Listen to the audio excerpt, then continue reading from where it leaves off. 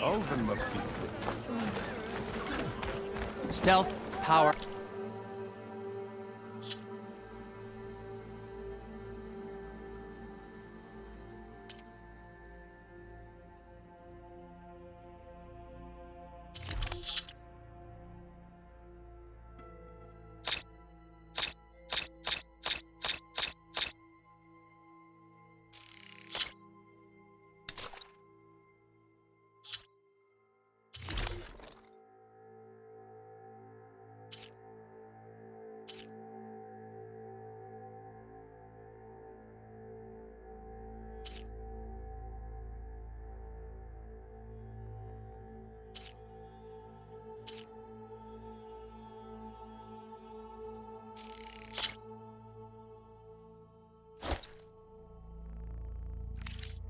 Protection.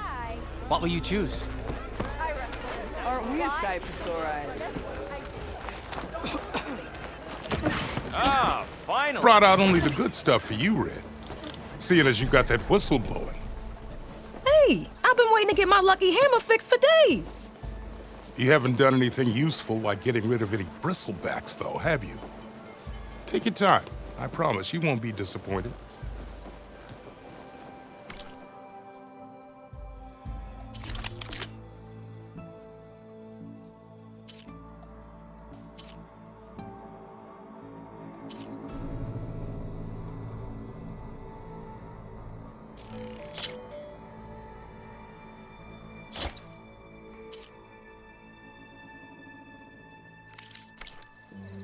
Come back anytime.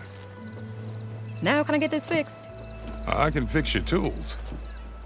Afraid there's no fixing you. Eyes up here, sister! Fine day for poor singing, I say. Anyone see where I put my drink? Anyone? Anyone?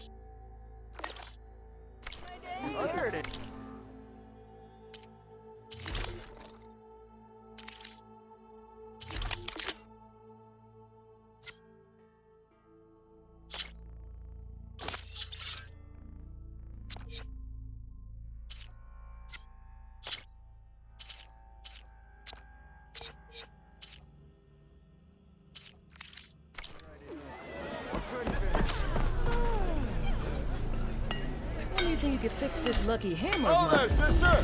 Shop just opened up, and I've got a backlog of orders. Took you long enough. Wouldn't hold my breath.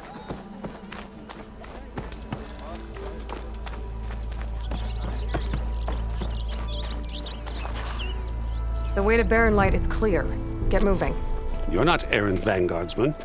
I will move only when the captain When says... I've cleared out all the bristlebacks, which I have. Captain's orders. So they're okay. Banged up, but breathing. And waiting up ahead for you. But I was supposed to have 3 escorts. I'm off to Barren Light, buddies. Like Aloy said, Captain's orders. You can stay here. Abandoned to the riffraff? I think not. Guess you're coming with me then.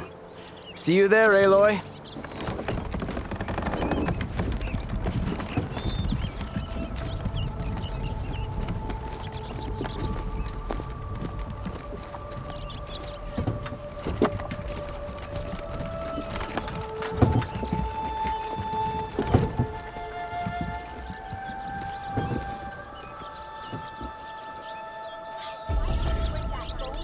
Well, now that that's done, the embassy can finally get underway.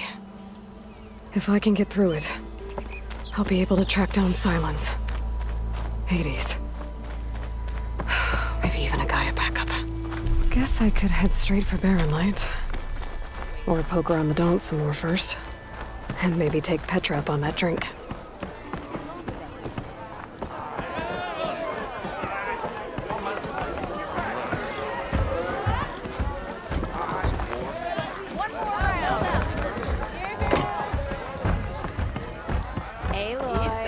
Change your mind about that brew? Any tribe can enjoy it. Come for that beer after all, eh? Here, sit down. Get a pint in her hand. Wasn't expecting you to swing by. Since when do I do what's expected?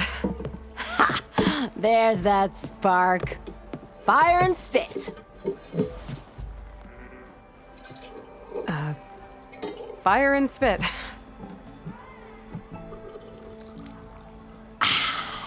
That's a blast from the bellows.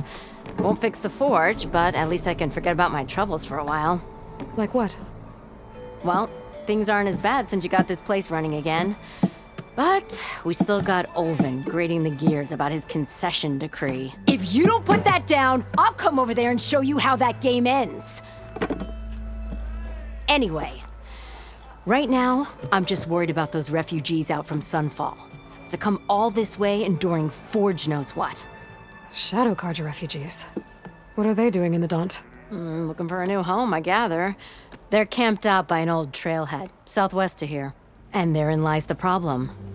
A stormbird crashed up on the cliffs last week, and Talon Cleanbrokers had his eye on the salvage ever since. But the refugees have barred entrance. Mustn't interrupt their sun-scorched ritual. Something about finding a twilight path. Huh. I never heard them talk about that before. Yeah, well, these particular Shadow Carja are an odd bunch. But overall, they're peaceful folk. Not that it matters to Talon. He'll crack some heads to get to that salvage.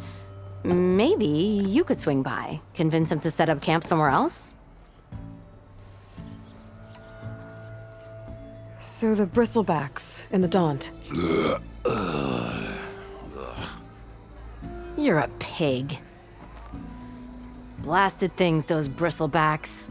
They just showed up one day, rampaging around the valley like they exploded out of a forge. Lost some good people. But bless the bellows, you cleared them out and got this place working again. That put a dent in Olvin's plans. Now, if only there was some way to smash them all together and run them out of town.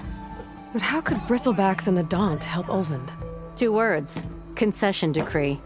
Since no one knows where the bristlebacks came from, Olvind has taken to blaming the Carja for them. He's hoping to dig up enough old resentments to get a strike going until the concession's signed. This is just his latest attempt. He's been trying to rile up the workers since the day he rolled into town. About that, I think the bristlebacks came out of Olvin's old mine. Now there's a spark that could light a fire. Can you prove it? I'm working on it. By the forge. Grab my ear if you nail it down. I thought you'd be back in Freeheap. Well, after the big battle at Meridian, I went back. But realized it was running smooth. Didn't need me. Heard about the rebuilding out at Barren Light. Figured they could use another hammer. Been scraping by ever since. You could always leave. And go back east? Nah. I ain't one to leave a lit forge. Besides, someone's gotta be a squeaky wheel for the workers around here. What else can you tell me about the Shadow Carja refugees? Well, they don't call themselves Shadow Carja for one. At least, not anymore. They're some other brand of sun-crazed. But whatever side of the sun they're on, they're peaceful through and through. Don't seem to want for nothing except a place to live, pray, and just enough food to keep from starving. So they're just camped outside by a trail, blocking entry to a wrecked Stormbird, waiting for what exactly? Don't rightly know, but I'll tell you this. Should they ever wise up and salvage it, a Stormbird heart is worth a lot. And if they get there first, then by Ostrom law, it's theirs. Not that Tolan cleanbrokers ever lost sleep over any law-breaking. Who is this Tolland cleanbroker? Just some chuff-huffing pondsman. Got a shop here in town. Lived in Chainscrape since there was a Chainscrape. He and Ulvin go back a ways. Like a pair of coals and a campfire, those two. So Tolland works for Ulvin? Ha! Ulvin might think so, but Tolland scrapes up his own scams. And he ain't the type to let a few refugees get between him and Stormbird salvage. So about Ulvin. Around here, everything's about Ulvin. How'd he end up in charge? He got here early, like a squirrel smelling a fat nut. He knew rebuilding Barren Light would need stone and timber. So he jangled purses all over Mainspring, getting investors to front claims on anything in the Daunt that might be worth a damn. Thing is, all the bankers back home know that this is Carja land, and the Sun King can revoke those claims at any time. That's why he's desperate for the magistrate to sign off on a concession decree. This concession decree, what is it exactly? And how would it help Ulvin? It's pig diddle, that's what. A writ that would put all Osram claims in the Daunt under Osram law, even though they're on Carja land. It would mean that any existing ore, stone, and timber claims couldn't be revoked by the Carja. No more risk, no more hesitation for investors back in the claim to pour in the shards and expand their business. And since Ulvin has a stake in all those claims, it would make him richer than a scrapper in a junk heap. Not to mention Chainscrape would become an Osram municipality, so he could buy enough votes to call himself an elderman. He's a sly old badger, I'll give him that. Figures if he keeps up the pressure, eventually the magistrate will sign. Well, if I'm up that way, I'll talk to the refugees. Try to convince them to move. Much appreciated. They have it rough. Don't need Tolland making it rougher. Petra said Tolland has a shop here in Chainscrape. I could have a word with him first. Oh, hi! No one wants to play strike. Come to revel in some strike, sister? Let me set the board.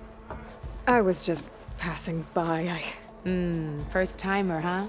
Don't worry about it. I'll go easy on you. You got any pieces? No. Well, aren't you in luck then?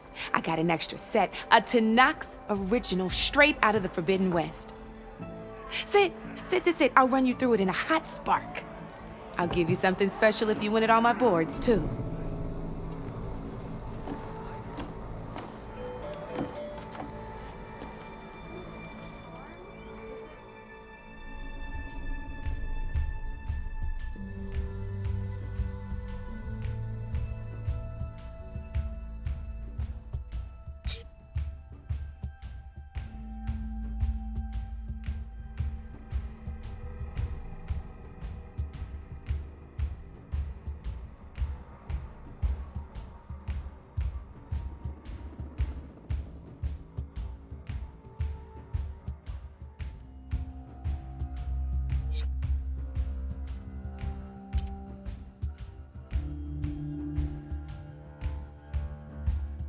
You're probably busy. I understand.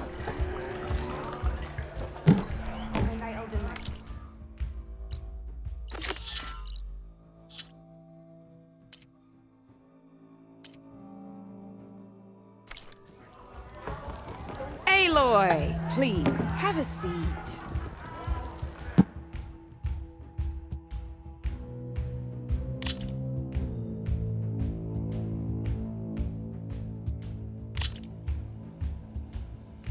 All right, let's start off simple. The Tanakh like to say that Machine Strike is a game of pure strategy. We each get a set of pieces. Each piece represents a kind of machine, and each machine is worth a different number of victory points. And to win the game, you'll need to gain 7 victory points by destroying the opponent's machines. It can be tricky remembering the details of every machine, so we use these notes to keep track of them.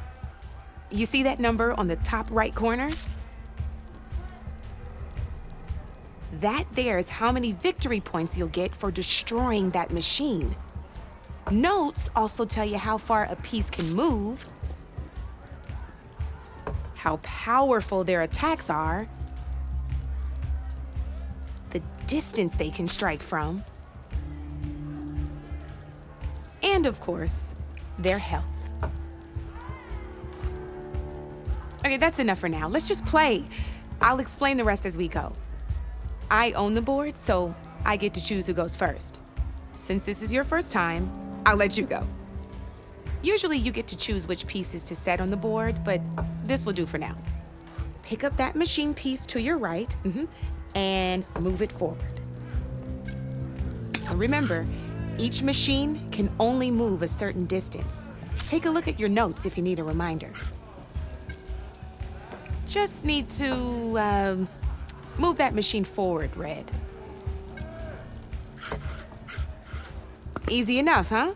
Now, you get to move 2 machines each round, so go ahead and pick a second machine.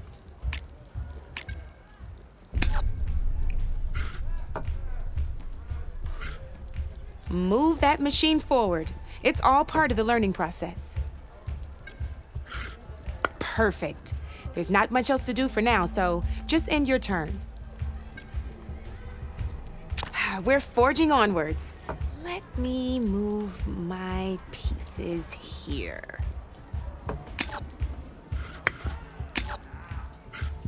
And we're back to you. This time, why don't you try attacking one of my pieces? Try with that machine on your right first. Now move the piece close. When performing an attack, you'll be testing your machine's combat power against the opponent's. A machine's combat power is a combination of the terrain your machine is standing on and its own attack power. This board only has grassland terrain, which has no effect on a machine's combat power. And your current machine has 2 points of attack power. So in total, your machine's combat power equals 2 points. Since my machine isn't the one attacking, it has 0 points of attack power. And just like your machine, it's not affected by grassland terrain. So right now, the difference in combat power between the 2 machines is 2 points. This means your machine can do 2 points of damage to my machine. Did you get all that? Knew you were a smart one. Finish up by attacking my machine. Not pulling any punches, huh? Now grab that second machine of yours. See how your machine can't move close enough to attack mine? You can make your machine sprint. That lets it move 1 space further. Try it out.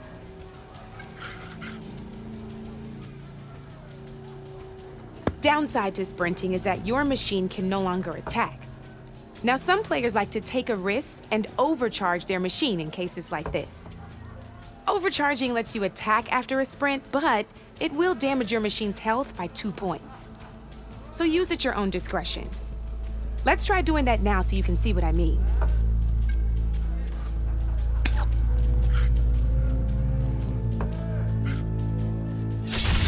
That's about it for your turn then.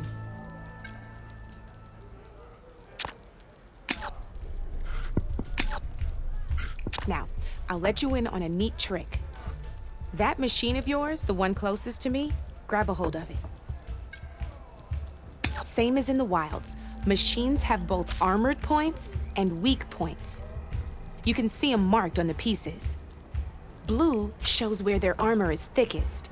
Hit them there and you'll do some damage, but not a lot.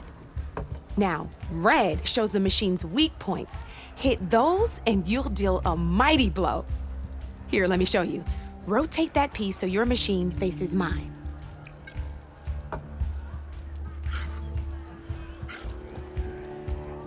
Now let that machine have it. Off the board she goes, and there's your first victory points. You don't have 7 of them yet, so let's keep going. Your machine attacked mine, but hasn't moved yet. Go ahead and move downwards towards my remaining piece. You've already attacked a machine and moved your piece. But if you overcharge your machine, you can attack a second time. And by the look of your machine's health, you'd be sacrificing your piece to defeat mine. But sometimes, that can be a good thing. Overcharge your machine to attack mine a second time, and I'll show you what I mean. Ain't that a thrill? Now, because your machine was knocked out at the same time as mine, we both get the victory points our machines are worth. Good news is, since you're the one attacking, you're gonna receive your victory points before I do. Which means you can reach the coveted 7 victory points first. That's why sometimes losing a piece can be the best way to end a game in your favor. Now, you'll notice you didn't get quite up to 7 victory points this time, but you did destroy all my pieces. That means you're the winner! That wasn't so hard, was it? Just remember to always check for the best terrain to attack from.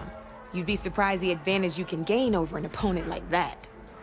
I know it saved my behind in a game or two. I'll try and remember that. Oh, before I forget, these are all my spare pieces. I want the Savior of Meridian to have them. It's a small set to be sure, but it should be enough to get you in on any strike games you find out there. You might even fancy looking out for them strike carvers. They've got all kinds of unique pieces that can turn a game in your favor, though they'll need the right materials to craft you one. Or you might find them in the wilds if you're lucky. I know I've lost my fair share of pieces after a night of machine hunting or brew hopping. No need to thank me, always a pleasure to help out new strike players. Now, if you feel like playing a real game, I've got plenty of other boards. I could even teach you a few more tricks if you're up for it. Thanks. I'll think about it.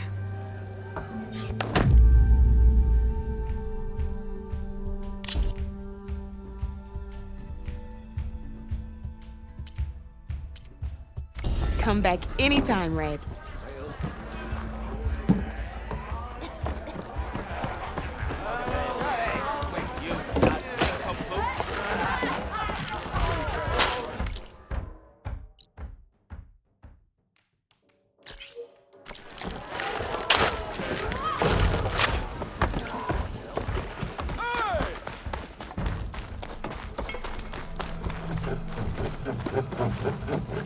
I'm sorry, I'll be right with you. Okay, I'm not saying it's a bad idea. I'm saying it's overkill. It's a weapon. Kill is the point. Not if it blows the user's arm off. Oh, just stop talking. Where are we? So, you look like someone who's always searching for a new weapon. Am I right? Actually, But you're just nuts! I am with a customer! I'm not a customer. I got it. Triple the powder. It'll blow a strider sky high. Ba-boom. One-shot kill. Guaranteed.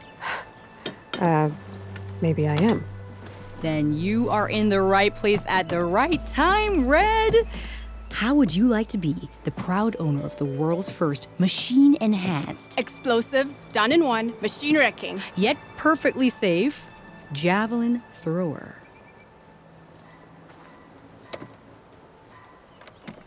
Are you two from around here? Nah, the claim. Dad sent us out west in search of some unknown opportunity. Said we'll know it when we see it. Sounds like you had other ideas. Let's just say that opening another trading post for my parents isn't how I want to make my mark in this world. I imagine traveling alone must be nice.